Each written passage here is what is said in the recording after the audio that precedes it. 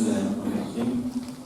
Assalamualaikum warahmatullahi wabarakatuh. Waalaikumsalam. Alhamdulillah alladzi an'amana bi kulli ni'am wa bi ni'amihi tatimmus shalihat wa bi ni'amihi tatanazzalu rahmah. Wassalatu wassalamu ala khairil anam wa ala alihi wa sahbihi wa sallam. Asyhadu an la ilaha illallah wahdahu la syarika lah wa asyhadu anna Muhammadan abduhu wa rasuluh la nabiyya ba'da la haula wa la quwwata illa billah. Ibu bapak jamaah salat maghrib, salat isya Masjid As-Salam yang mudah-mudahan senantiasa dimuliakan oleh Allah Subhanahu wa taala, mudah-mudahan senantiasa dalam lindungan Allah, mudah-mudahan sehat walafiat, mudah-mudahan kita dan semua keluarga besar kita terlindung, terjaga dari berbagai hal yang tidak menyenangkan, terutama dari COVID-19 atau Corona. Amin ya rabbal alamin. Dan kita juga mohon kepada Allah semoga COVID-19 atau Corona segera diangkat dari bumi Indonesia dan dari seluruh penjuru dunia. Amin ya rabbal alamin. Bapak Ibu, teringat doa juga masih di bulan Syawal. Taqabbalallahu minna wa minkum shalihal a'mal. Semoga Allah menerima amal ibadah kita semua, saya dan panjenengan.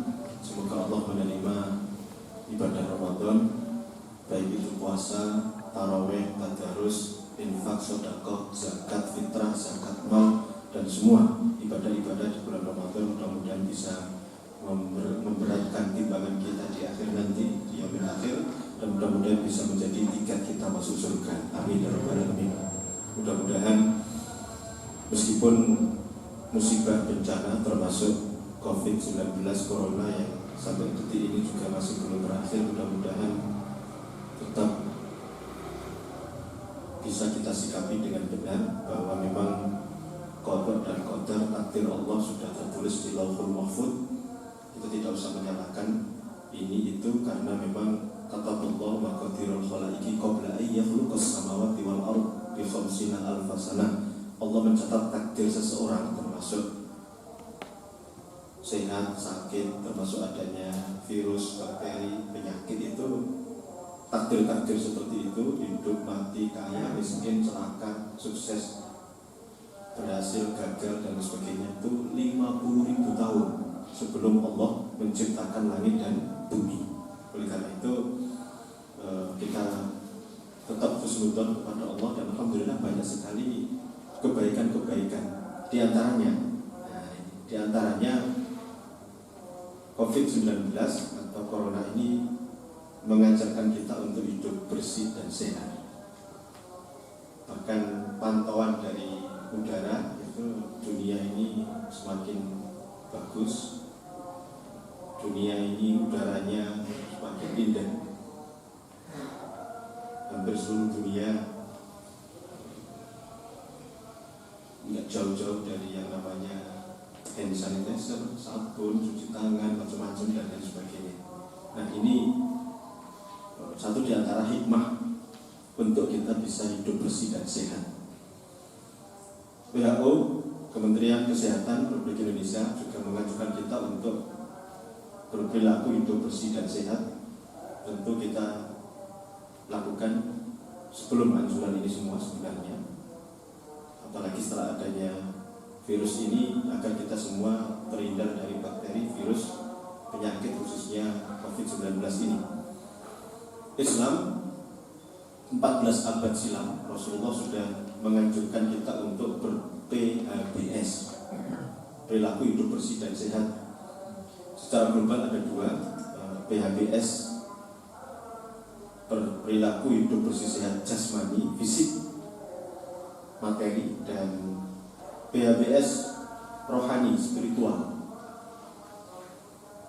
PHBS secara jasmani, Bapak Ibu, kita bisa melihat misalnya Islam secara etimologis, secara bahasa itu artinya salim. Islam itu dari bahasa secara etimologisnya itu ada beberapa makna. Assalam, termasuk ini maksud assalam, as-salim, at-taslim, Satu di antaranya bermakna ini salim. Salim itu artinya bersih dan sehat. Di surat Asy-Syu'ara itu Allah menyebutkan yauma la yanfa'u malun wa la banun illa man atallaha biqalbin salim. Hari itu, hari kiamat nanti, tidak ada manfaat, tidak ada guna anak, meskipun punya anak presiden, anak jenderal, anak direktur, anak kaya raya, tidak ada gunanya harta kekayaan seseorang meskipun punya ribuan triliun, kecuali yang menghadap kepada Allah dengan qalbun salim, hati yang bersih. Nah, Islam itu secara bahasa saja sudah artinya bersih, sehat. Al-aqlus salim fil jismis salim. Akal yang sehat, akal yang sehat terdapat pada jiwa yang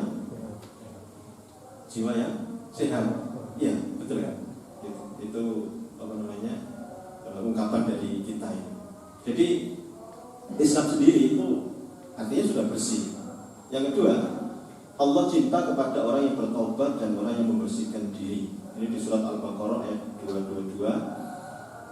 Dan yang sudah hafal juga, innallaha yuhibbut tawwabina wa yuhibbul mutatahhirin. Sesungguhnya Allah cinta kepada orang yang tobat dan orang-orang yang mutatahhir, itu orang yang membersihkan diri, mensucikan diri, baik itu fisik ataupun non fisik. Yang ketiga, Rasulullah menegaskan bahwa Islam itu agama yang bersih dan mengajarkan kebersihan. Dalam sebuah hadis Rasulullah bersabda, al-Islamu nadhifun fatanadhafu fa innahu la yadkhulul jannata illa nadhifun. Islam itu bersih, agama mengajarkan kebersihan, maka jagalah kebersihan. Ini perlu digarisbawahi. Kenapa? Karena tidak akan masuk surga kecuali orang-orang yang bersih. Surga itu hanya untuk orang yang bersih. Surga itu tempat yang suci, hanya dimasuki oleh orang-orang yang suci, yang bersih. Nah, ini Islam itu agama bersih. Maka kalau ada orang Islam yang kotor, jorok, kemprok gitu, dekil, itu keislamannya perlu dipertanyakan gitu. Jadi baju pun juga harus bersih, nggak boleh acak-acakan dan sebagainya gitu. Pokoknya intinya Islam itu bersih lah gitu. Kemudian Islam itu mengajarkan menjadikan kebersihan sebagian daripada iman. Artinya orang yang beriman itu harus bersih, dan orang yang bersih itu bukti dia beriman. Itu nggak bisa dipisahkan. Sabda Rasul yang sudah di mana-mana ada itu, an-nadhafatu minal iman. Kebersihan itu sebagian dari iman. Bagian dari iman, maka menjadi bersih itu adalah tuntutan Islam, iman. Allah mewajibkan, Rasul juga mewajibkan, agama kita juga mewajibkan agar kita hidup bersih dan sehat. Rumah pun juga demikian, nanti rumah kita ya, meskipun tidak baru, tidak bagus, itu yang penting bersih, sehat. Itu harus dijaga itu. Ya Allah. Jadi mulai kondisi seperti ini, maka ke depan kita harus menjaga itu semuanya. Kemudian dalam Islam diajarkan kebersihan, bahkan dalam kitab fikih, pembahasan fikih itu ada satu bab khusus tentang kebersihan yang kita kenal dengan namanya thaharah. Kalau belajar fikih itu di bab pertama namanya thaharah. Apa itu thaharah? Artinya bersuci, bersuci dari kotoran dan dari najis. Dan apa itu najis, apa itu banyak sekali, kita bukan bahas masalah itu. Intinya ada dalam Islam dibahas khusus tentang ini karena ini menjadi syarat nanti sahnya, syarat diterimanya ibadah adalah dengan bersuci. Sholat tidak akan diterima kecuali dengan bersuci apa? Dengan wudhu. Wudhu pun juga sebagai sebuah ibadah, kita sebelumnya harus ada, nanti sholat di situ ada dengan mencuci tangan dan seterusnya dan seterusnya. Nah, ini bukti bahwa Islam ajaran mengajarkan kepada kita hidup bersih dan sehat.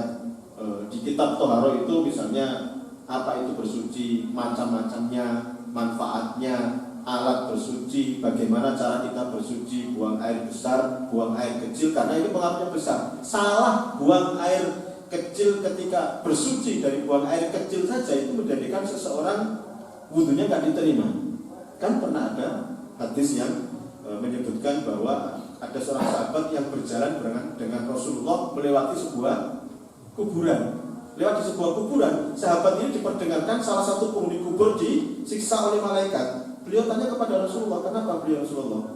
Beliau disiksa di antara karena masalah kecil, tetapi ini menjadi masalah besar. Apa? Yaitu ketika dia buang air kecil, istinja, bersucinya kurang sempurna, kurang bersih, sehingga masih ada bekas, dan itu menjadikan wudunya tidak sah. Ketika dipakai sholat, otomatis sholatnya tidak sah. Dan orang seperti ini seakan-akan tidak pernah sholat, akhirnya kemudian masuk disiksa di kubur, dan itu sudah jelas tanda masuk neraka. Nah, ini satu-satu di antaranya.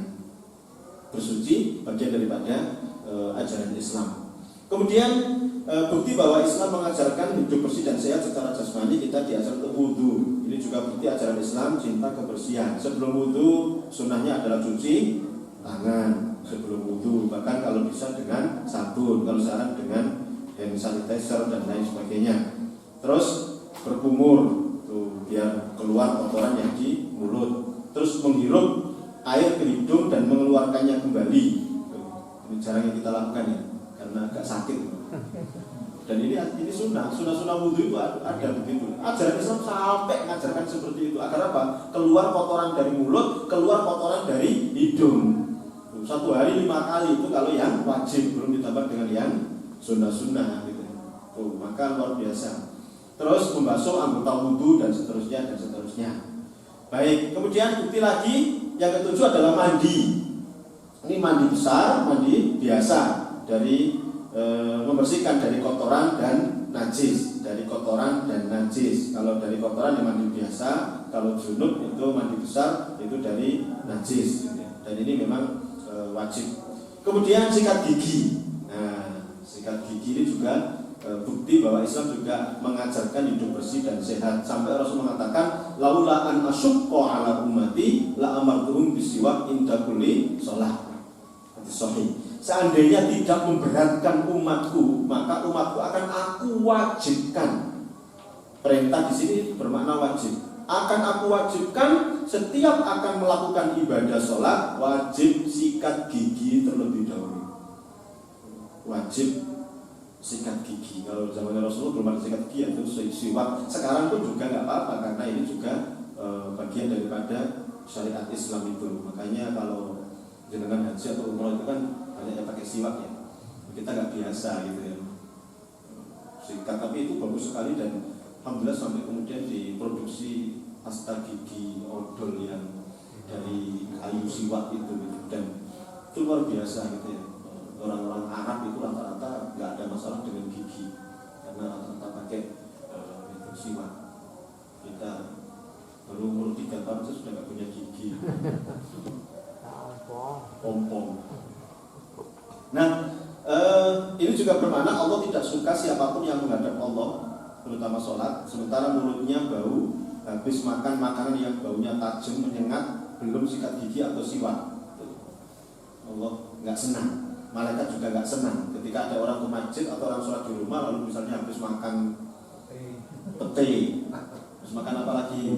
Jengkol, itu, terus bawang, brambang, gitu. Pokoknya yang tajam-tajam gitu. Harus sikat gigi dulu. Gitu. Nah ini itu mengajarkan bahwa kita juga harus sehat dan bersih. Gitu. Kemudian cuci tangan sebelum dan sudah makan, agar ketika kita makan kita terbebas dari bakteri, kuman, penyakit dan lain sebagainya. Insya Allah kita sudah biasa ya ini ya.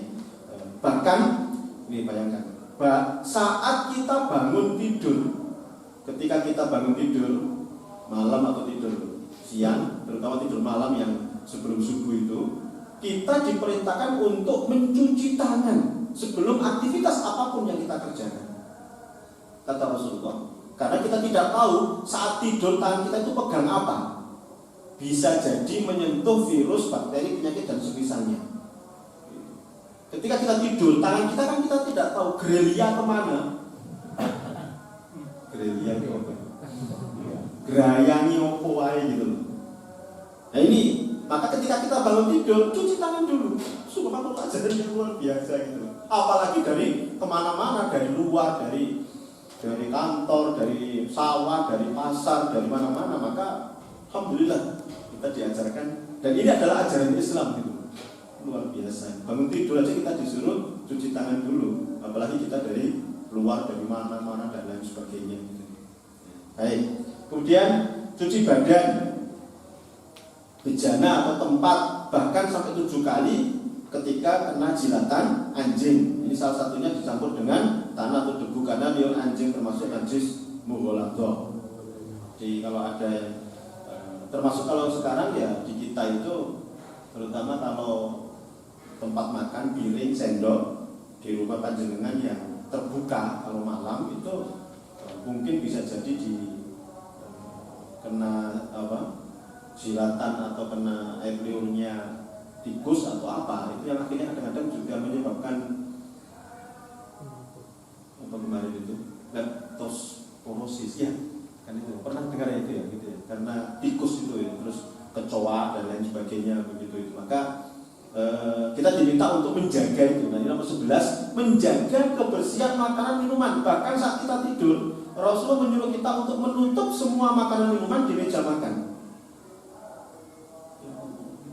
14 abad silam itu sudah ngurusi masalah seperti gini. Di samping ngurusi masalah besar, Rasulullah ngurusi masalah negara. Itu masalah kecil-kecil gini loh diurusi. Tutupan makanan minuman di meja makan biar nanti tidak dihinggapi kecoa, tidak dihinggapi cicak, tidak dihinggapi tikus, tidak dihinggapi apalagi Pak? Ya sudah itu yang paling utama itu kucing. Tuh luar biasa kan. Baik. Kemudian ajaran Islam mengajarkan makan makanan yang halalan thayyiban, halal dan bergizi. Ini beberapa kali saya sering sampaikan ya. Halal kalau nggak bergizi malah bikin penyakit. Menjes halal tapi nggak bergizi. Ngerti menjes ya? Ampasi tempe atau tahu itu, apalagi digoreng dengan minyak yang agak karuan seperti itu, hitam campur dengan lilin ya, untuk biar renyah itu, naudzubillah, itu yang akhirnya menjadikan orang banyak cepat sakit. Maka kalau dulu orang tua kita kan sudah dulu diantaranya ya, karena nggak sering yang gitu-gituan. Dulu itu rata-rata polo pendem itu direbus kan ya, makanannya polo pendem rebusan semua, bagus itu.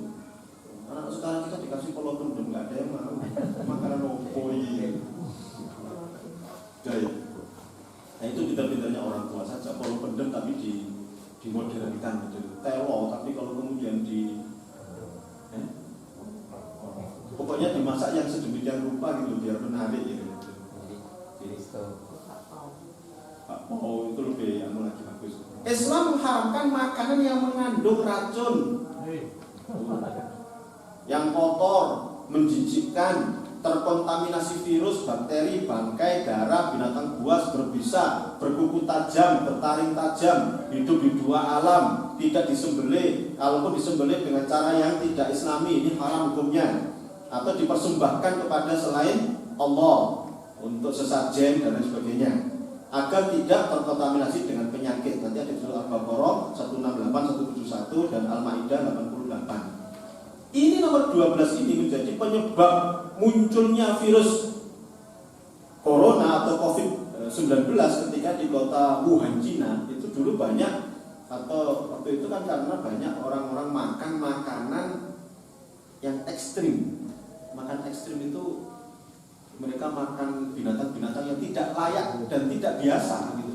Makan ular, makan kalajengking, makan kelelawar, makan tikus, makan kodok, makan monyet, makan kayak gitu-gitu semuanya itu. Akhirnya apa, mereka ketularan dan akhirnya kemudian sampai nggak terbayangkan itu seluruh dunia. Dan itu dampaknya luar biasa secara ekonomi. Waduh, banyak sekali yang bergelimpangan gitu. Sampai haji pun informasinya kan kemudian sampai nggak bisa karena gara-gara Wuhan dengan COVID-19 ini. Ini gara-gara makan. Makanya Islam itu luar biasa mengajarkan jangan makan kecuali jelas-jelas halalan thayyiban. Yang diajarkan Islam itu begini. Jangan makan yang di situ ada misalnya menjijikkan, kotor, ini itu dan lain sebagainya. Nah, dalam rangka agar kita semuanya sehat. Pokoknya kalau ikuti ajaran Islam, insya Allah enak gitu, sehat. Kemudian Islam juga mengajarkan kita untuk menjaga fitrah kebersihan. Misalnya dalam sebuah hadis, al-fitratu khamsun, al-fitan wa taklimul adhofir wa qassus syarib wa naful ibid wal istihdan. Fitrah atau kebersihan dalam Islam itu ada 5. Yang pertama khitan. Ini sudah diakui semua, baik secara medis ataupun ilmu yang lain, bahwa khitan itu memang bagus sekali. Makanya banyak juga ada orang-orang non-Islam yang ikut khitan. Saya kapan itu ketemu dengan seseorang penjual sepatu itu Kristen, anaknya dikhitan gitu. Saya malah belum Cina gitu. Di Kristen apa ada ajaran khitan? Khitan itu bagus Pak gitu. Dijelaskan panjang lebar begini, itu ajaran Islam, saya bilang gitu. Pertama kan itu syariatnya Nabi Ibrahim, kemudian dilanjutkan oleh Nabi kita Nabi Muhammad gitu. Luar biasa. Terus potong kuku, ini nggak boleh panjang, terutama disunahkan pada hari Jumat itu sebelum Jumatan. Kemudian potong kumis, terus potong bulu kemaluan, baik laki ataupun perempuan. Kemudian potong bulu ketiak, gitu ya. Dan seterusnya. Ini ajaran Islam yang sampai mengurusi masalah-masalah yang luar biasa ini, luar biasa kan. Kalau ada ajaran Islam tidak apalagi diakui jelas sekali oleh ilmu kesehatan, medis dan lain sebagainya, sampai mengurusi masalah-masalah yang kecil seperti ini. Kemudian dari PHBS jasmani kita diminta untuk olahraga, yang kita jarang sekali ya, termasuk saya juga. Rasulullah memberikan contoh, beliau pribadi yang bersih dan sehat, beliau sering olahraga rutin. Beliau mengajak istri kan ada untuk jalan kaki, terus Islam mengajarkan, Rasul mengajarkan untuk lari, memanah, melempar, berenang, naik kuda dan lain sebagainya. Ajaran Islam luar biasa. Olahraga memang menyehatkan gitu. Maka Bapak Ibu sempatkan lah gitu. Kalau misalnya jangan yang rumahnya agak jauh, kalau ke masjid begini itu nggak harus pakai mobil atau sepeda motor, jalan kaki aja gitu. Terus kalau pulang juga kalau bisa muter dulu ke sana, ke Arjosari terminal, dan lagi gitu. Insya Allah jalan kaki, tapi jalan kaki. Insya Allah itu olahraga itu. Olahraga. Nah ini olahraga yang paling enak itu ya jalan kaki itu. Meskipun ya kadang-kadang kita juga salah gitu ya. Artinya pagi sama istri jalan-jalan habis subuh gitu, udah jalan-jalan gitu. Pulangnya sarapannya beli macam-macam gitu ya, pecel, gado-gado, ya apa itu ya gitu. Nah itu intinya adalah Islam mengajarkan hidup bersih dengan diantara adalah dengan olahraga. Baik, Ibu Bapak, selanjutnya adalah PHBS secara rohani atau spiritual. Ini yang lebih penting lagi. Kalau kemudian WHO dan Kementerian Kesehatan itu gembar-gembor untuk menjaga, menganjurkan hidup bersih sehat secara fisik. Bapak Ibu, perilaku hidup bersih sehat secara fisik ini dampaknya hanya dunia saja. Kalaupun orang itu sakit, kena COVID atau penyakit yang berat sekalipun, ujung-ujungnya paling mati, meninggal dunia. Iya kan? Mati sudah. Di alam kubur insya Allah nggak ada ceritanya di alam kubur itu kena jantung, paru-paru, liver, diabetes. Enggak, insya Allah kalau sudah di alam kubur insya Allah ada semua. Nggak ada riwayat di alam kubur kambuh. Makanya nggak ada dokter ya. Makanya nggak ada dokternya, betul itu. Nggak ada dokter, nggak ada rumah sakit, nggak ada apotek, nggak ada obat sama sekali di alam kubur. Nggak ada ceritanya, nggak ada riwayatnya. Maka nomor 1 ini penting, tetapi lebih penting lagi yang nomor 2. Karena kalau nomor 2 ini rusak, sakit, resikonya tidak hanya di dunia, tetapi di akhirat, di neraka. Kalau yang rohani spiritual kita rusak, sakit, na'udzubillah, tidak hanya di dunia saja, tetapi nanti di akhirat bahkan tempatnya bisa di neraka. Oleh karena itu maka bersih, sehat tidak hanya secara fisik, tetapi juga harus kita upayakan lebih berat dan lebih penting lagi, yaitu bersih sehat secara rohani spiritual. Dan ini dengan yang namanya tazkiyatun nafs, membersihkan jiwa. Walladzi arsala rasulahu bil huda walladzi ba'atsa fil ummiyina rasulan yatlu alaihim ayati wa yuzakkihim. Bahwa misi Rasulullah diutus ke muka bumi adalah untuk yatlu alaihim ayati, membacakan ayat-ayat Allah. Terus kemudian hadis Rasulullah wa yuzakkihim, membersihkan hati umatnya, spiritual. Ini penting ini. Yang paling utama itu karena faktor ini, hati jiwa ini, karena kata Rasulullah dalam diri manusia ada seonggok daging. Jika daging itu baik maka akan jadi orang yang baik. Jika daging itu rusak akan jadi orang yang rusak. Seonggok daging itu adalah hati jiwa. Nah, bagaimana cara kita membersihkan spiritual? Itu di sini saya misalnya menyebut ada 10, masih nanti bisa ditambah lagi 11, 12, 13 gitu. Akan saya tambah dengan 11, 12 nggak cukup ya. Nanti lembaran berikutnya kebanyakan, satu lembar saja wis 10 cara di antara. Yang pertama, kita diminta untuk muhasabatun nafs, identifikasi. Identifikasi itu apa ya? Kalau dokter itu sebelum mengobati penyakit biasanya tanya kan, sakit apa Pak? Itu namanya identifikasi. Identifikasi itu bahasa gampangannya itu apa? Bahasa Indonesia yang gampang itu sudah identitas kan, identifikasi itu ya. Menemukan, mencari gitu loh. Dan ini perintah memang. Saya dan panjenengan punya penyakit hati spiritual, yang tahu adalah kita masing-masing. Saya tahu penyakit saya, tentunya adalah yang paling utama adalah Allah yang Maha tahu semuanya. Nah, identifikasi ini penting. Saya punya kekurangan apa, saya punya penyakit apa. Oh, ternyata saya ini pelit. Oh, ternyata saya sombong. Oh, ternyata saya penyakit hati biasanya. Yang penyakit spiritual, penyakit hati yang paling sering manusia itu apa? Pelit, sombong, terus iri, dengki, terus pemarah, ngamuan, terus nggak bisa menjaga lisan, gampang ngerasani orang, ngerasani penceramah, ngerasani ini itu dan sebagainya. Ini yang paling tahu adalah diri kita sendiri gitu. Selanjutnya dalam rangka untuk membersihkan hati adalah dengan ini tindak lanjut daripada introspeksi, taubat. Astagfirullah, tubuh ya Allah. Saya selama ini masih punya sifat sombong. Saya selama ini masih punya sifat iri, dengki. Padahal itu semuanya adalah dari setan. Itu semuanya bisa menghapus kebaikan amal soleh kita kan. Jangan sampai kita berbuat iri, dengki, karena itu bisa menghapus amal kebaikan kita sebagaimana api memakan kayu. Kenapa kita harus iri? Masing-masing kita sudah dicetak, sudah ditentukan kondisi kita masing-masing. Bapak Ibu, saya dan panjenengan nggak bisa iri. Ini lebih kaya, lebih ini, lebih itu dan sebagainya. Masing-masing kita sudah ada takdirnya masing-masing. Nah, kita diminta untuk saling kerjasama, sinergi.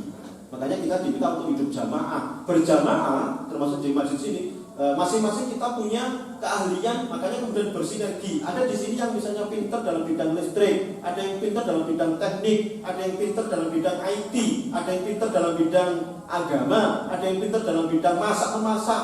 Ya, sinergi akhirnya jadi sebuah tatanan kehidupan yang bagus. Kalau seandainya semuanya ini lalu kemudian pintar masalah satu tok, nggak indah itu namanya.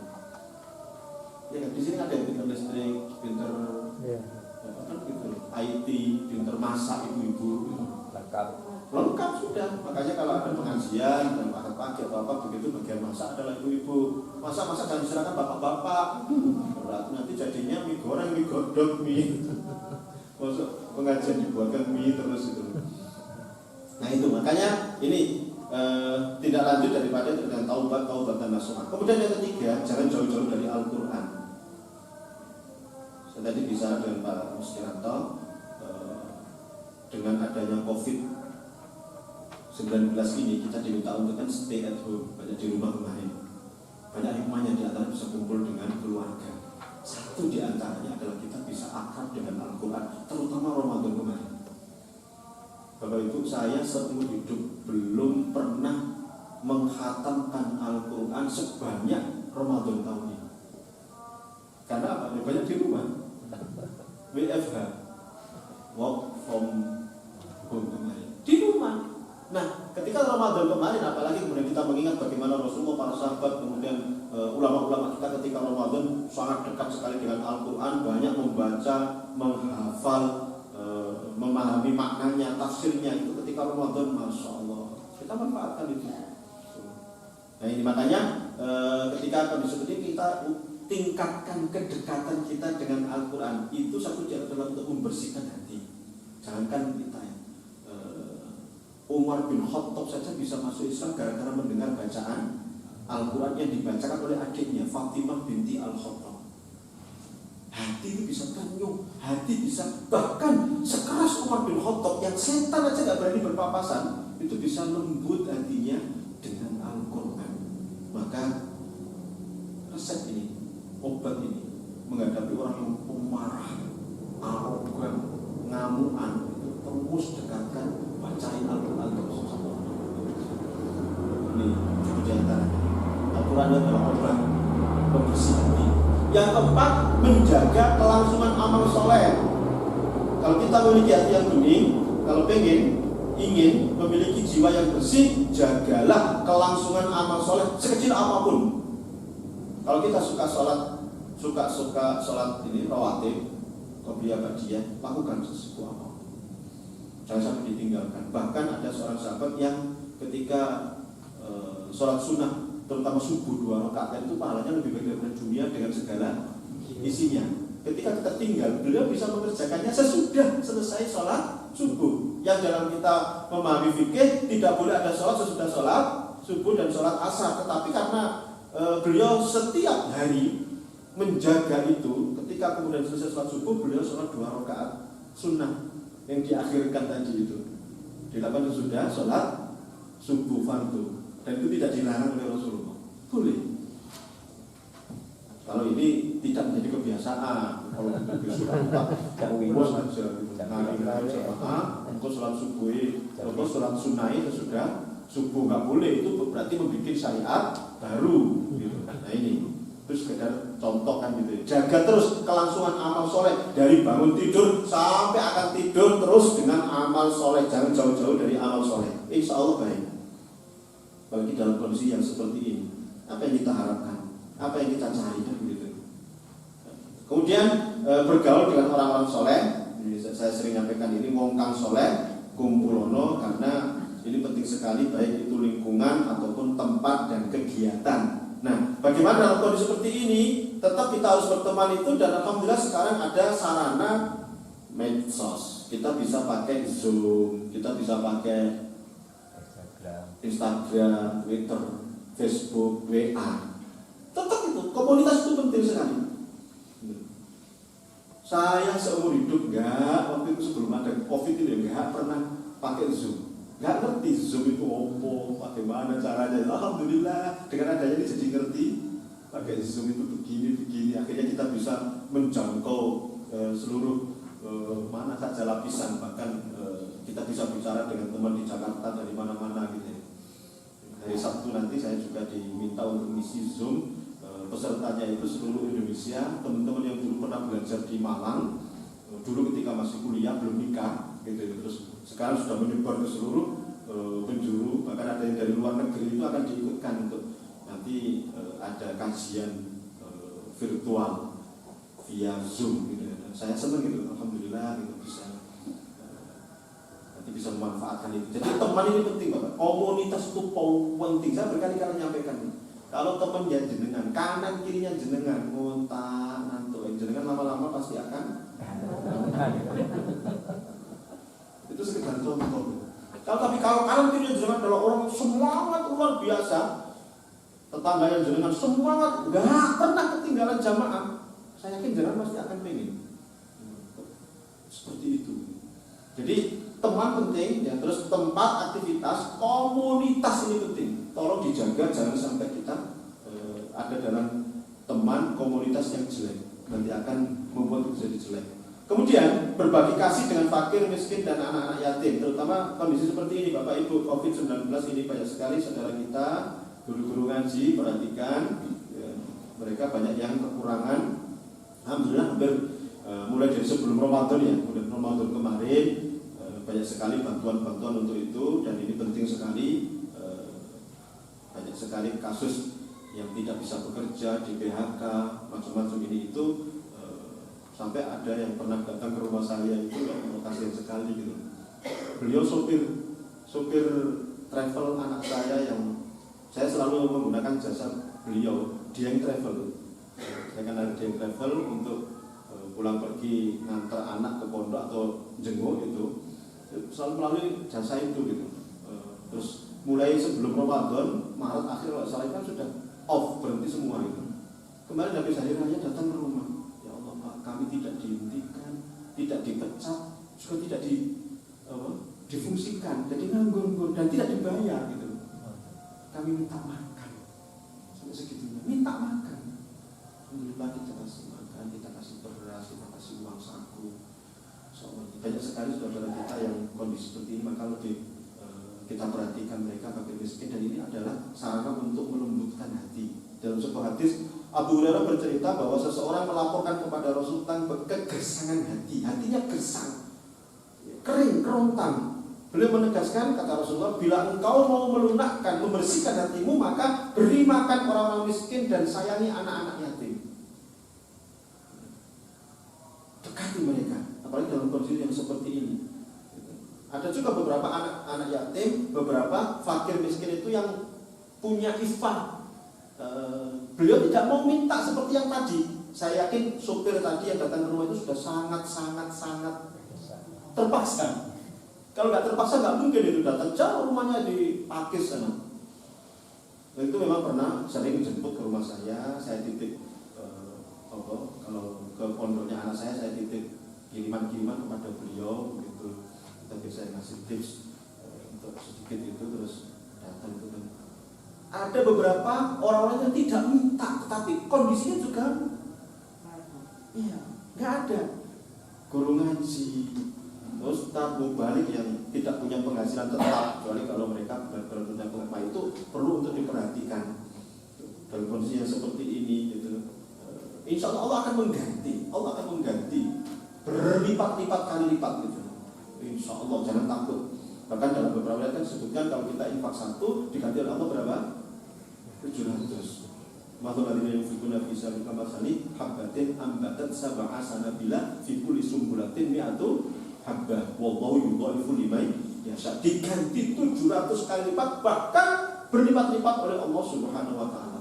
Masyaallah. Ini penting, ini kesempatan ini. Maka tolong kalau panjenengan, apalagi kita semuanya pernah belajar semua, kanan kiri tetangga perhatikan, karena dalam sebuah riwayat wallahi la yu'min, wallahi la yu'min, wallahi la yu'min.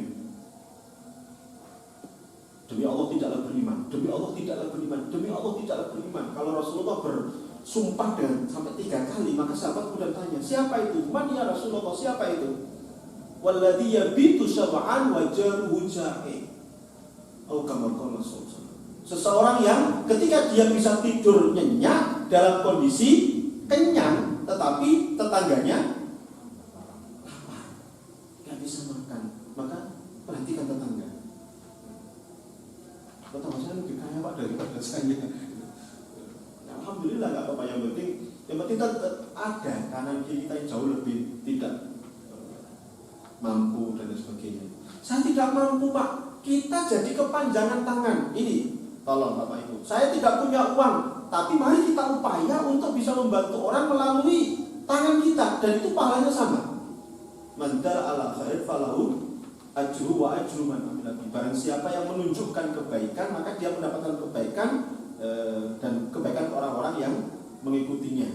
saya tidak punya uang 1 juta, tetapi saya bisa infak 1 juta dengan bagaimana caranya? Kalau ada orang yang membutuhkan, saya bisa misalnya menghubungkan orang itu ke orang yang punya uang 1 juta itu, lalu akhirnya kemudian orang itu infak 1 juta kepada orang itu. Saya termasuk sudah dapat pahala infak 1 juta.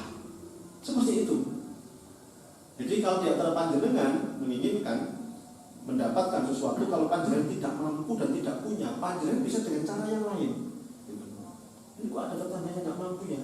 Hubungi. Ada barangkali orang yang kaya di daerah panjenengan, jenengan datang, ya Allah Pak, saya ini tetangga beliau dekat, saya tidak mampu untuk membantunya.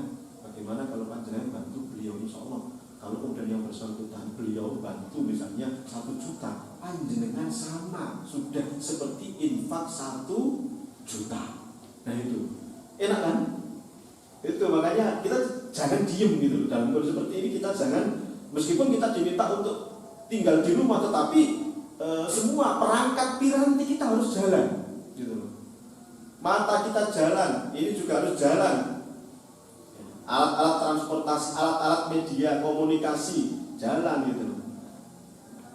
Alhamdulillah kapan itu ada seseorang yang sampai kemudian pinjem karena sudah seminggu gak makan, lalu kemudian pinjam uang macam-macam, lalu kemudian akhirnya ketika dimasukkan di WA ini kan kemudian mana alamatnya, rumahnya di mana, akhirnya banyak yang bantu ini itu dan sebagainya.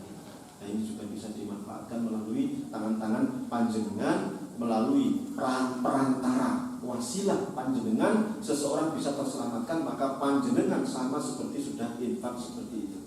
Nah ini kemudian mengingat mati, ziarah kubur ini juga penting. Ini hampir setiap sore ya yang ketua gugus COVID yang menceritakan perkembangan COVID, kan setiap sore mesti ada perkembangan COVID itu, meninggal sekian, yang kena sekian, yang sakit sekian, itu kan mesti ada kan.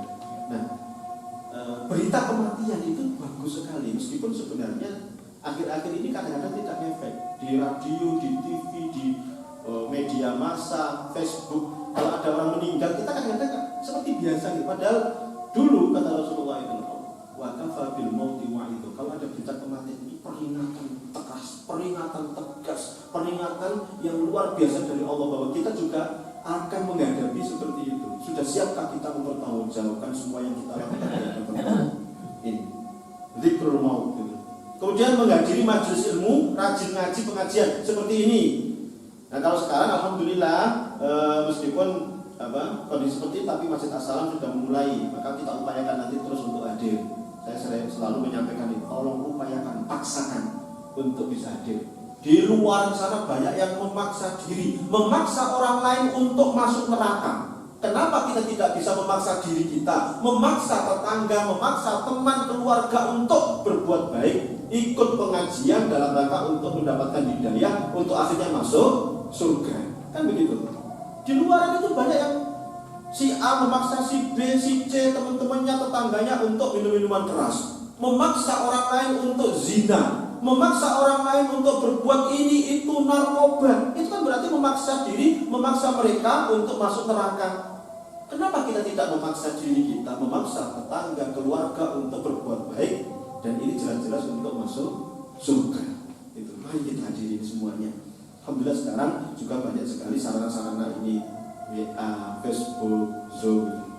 Ini saya alhamdulillah mulai punya WA itu sampai sekarang setiap pagi selalu saya isi status gitu. Tolong itu dibuka, dikasih, meskipun cuma dikit kan, tulis saja. Misalnya hari ini mari kita jaga kejujuran, terus sudah sholat duha atau belum, pokoknya sekecil apapun lah itu. Alhamdulillah kita upayakan, alhamdulillah dibaca, ditanggapi, didoakan oleh orang yang membaca itu. Kalau kita misalnya mendoakan ini itu, mereka juga ikut mendoakan. Ini kan alhamdulillah interaksi dengan banyak orang. Kemudian terakhir adalah berdoa ya, minta kepada Allah Subhanahu wa taala agar Allah menjaga kebaikan hati kita, kebersihan hati kita, spiritual kita. Paling doa yang kita baca adalah doa yang sering dibaca Rasulullah ini, ya muqallibal qulub tsabbit qalbi ala dinik. Ini penting Bapak Ibu. Ya, penting sekali. Ya, di malam ini saya pernah menyampaikan kepada panjenengan, banyak orang yang awalnya baik jadi kemudian tidak baik, bahkan yang akhirnya kemudian ada yang ustadz jelas-jelas masuk Syiah, ada yang ustadz kemudian akhir hayatnya masuk agama Hindu, Buddha, macam-macam dan lain sebagainya karena faktor dunia, faktor harta, kekuasaan, jabatan, uang dan sebagainya. Maka mari kita banyak-banyak berdoa kepada Allah semoga sampai akhir hayat kita, sampai kita nanti berpulang ke rahmat Allah, mudah-mudahan kita tetap Islam. Amin ya rabbal alamin. Mudah-mudahan kita bisa istiqomah di jalan Allah. Mudah-mudahan kita akhir hayat kita, kalau Allah mencabut nyawa kita, kita sedang ibadah dan amal soleh, sehingga kita semua nanti matinya mati husnul khotimah. Amin ya rabbal alamin. Wa'afu minkum. Sekali lagi mudah-mudahan kita semuanya tetap diberikan kesehatan oleh Allah, kepada kita semuanya dijaga dari COVID-19 dan virus corona, dan mudah-mudahan segera virus corona atau COVID-19 ini mudah-mudahan segera diangkat dari dunia ini. Amin ya rabbal alamin. Wa'afu minkum. Subhanakallahumma wa bihamdika asyhadu an la ilaha illa anta astaghfiruka wa atubu ilaik. Assalamualaikum warahmatullahi wabarakatuh.